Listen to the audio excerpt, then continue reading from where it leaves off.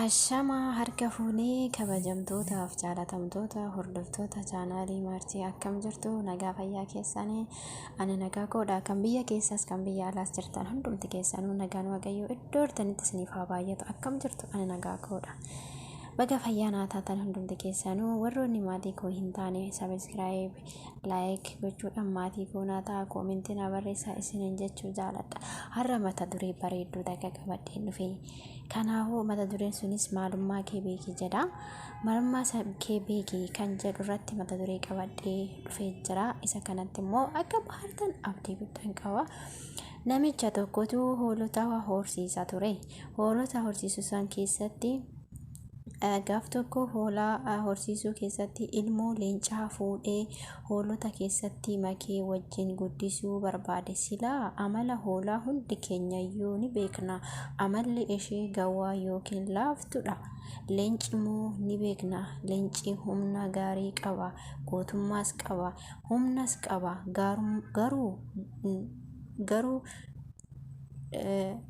dhuma hoolota keessatti fuudhee namichi leencaa fuudhee hoolaa keessatti guddisuu eegalee hoolaa daa'ima jechuudha.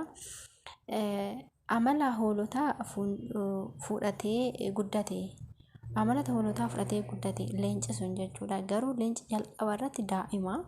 Egaa daa'immaa sanii fuudhee hoolota keessatti guddisee guyyaa tokko osuma hoolontiin gara deemanii yookaan immoo margas ta'ee nyaatas ta'ee bakka isaan deeman waliin deema jechuudha. Leencis kun jechuudha xiqqaadha waan ta'eef jechuudha. Osuma deemanii hoolaan gara soo deemte innis wajjumaan deemaa walumaan galaa walumaan bulaa walumaan nyaataa akkasuma osoo jedhanuu guyyaa tokko gara bishaan lagaatti fidee dhufe.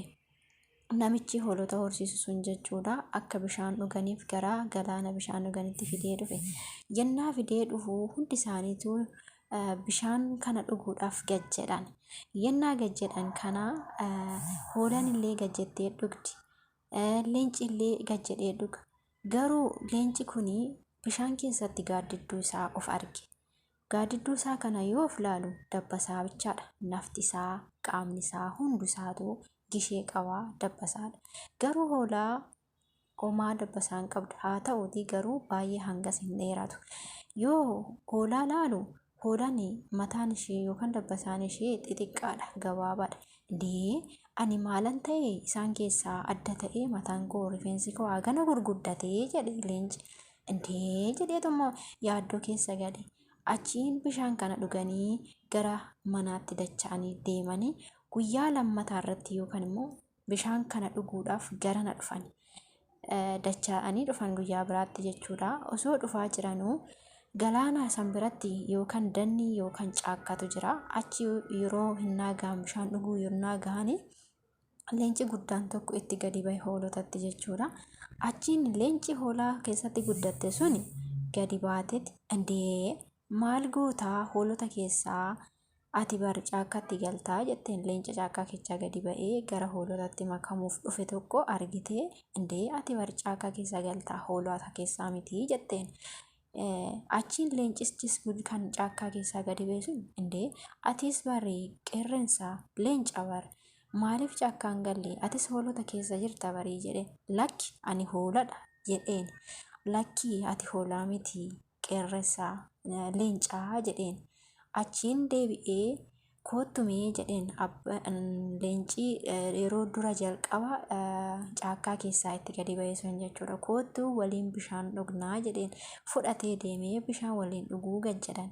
Yennaa gad jedhan kana leenci dura caakkaa keessaa gabbaa'es gad jedhee isheenis kan yeroo jalqabaa hoolaa keessatti guddatte sunis gad jette. Yennaa gad jettu gaaddidduu isaa ofii ishee yoo agartu bishaan keessatti gaaddidduun ishee isaa leenca caakkaa keessaa ba'e san fakkaata. Ani edaa si fakkaadha wal fakkaannaa jettee gammadde. Eeyyanikaa ati barna fakkaattaa. Hoolota keessa osoo hin taane ana caakkaa keessa galuu qabdaa nu fakkaattee leenca fakkaattee jedheen. Kanaafuu ati waan hoolota wajjin guddatteef amala isaanii qabattee waan guddatteef hoolaa of gootee hoolaa taatee kanaaf osoo humna qabduu osoo nama danni keessa galuu osoo nama leenca dukkana keessa galuu osoo taatu as baatee hoolota keessatti guddattee amala hoolota fudhattee akkasumatti jiraattee garuu yoo leenconni sitti dhufani leencotaan isin caakkaa keessa galaa ani hoola dhabar jetta garuu ati amala hoolotaa waan qabatteefi jedheen. Kanaafuu gorsa kanarraa barumsa leencaa hoolaa keessatti guddate tanarraa maal fudhachuu dandeenya? Fakkeenyaaf namoonni tokko namoota gadhee wajjin oolu namoota badaa wajjin oolu akkasumatti amala sanis badaa fudhatanii oolu nama gaarii wajjin yoo oollellee namuma gaarii wajjin amala gaarii baranna nama wallaalaa osoo hin taane nama yaada badaa qabu nama ilaalcha gadhee qabu tokko wajjiniin osoo deemnee osoo oolle nullee akkasumatti amala badaa yookaan gadhee san furanna. Kanaafuu hundi keenyayyuu maal wajjin akka oolluufuu eessa akka oolle hubachuu nu barbaachisa. Kanaafuu hundi keenya of beekuu qabna eessa akka oollu maal akka goonu beekuu qabna hojii keenyas beekuu qabna nama akkamii wajjinis akka deemnu nama kaayyoo qabu nama kaayyoo gaarii qabu nama ilaalchi isaa daandiin isaa sammuun isaa qajeelaa ta'e waliin oolle nullee akkasumatti jechuudha. Kanaafuu barumsa kanarraa yaada gaarii akka barattan abdii guddaan qaba. Hunda keessanuu isinan jaaladhaa isinan kabajaa ummata koo hunda keessanuu warri laayik sheer gootanii na jajjabeessitaa jirtan hundumti keessanuu naaf galatooma. I love you hunduma keessanuu kan biyya keessaas kan biyya alaas naaf jiraadhaa. Thank you.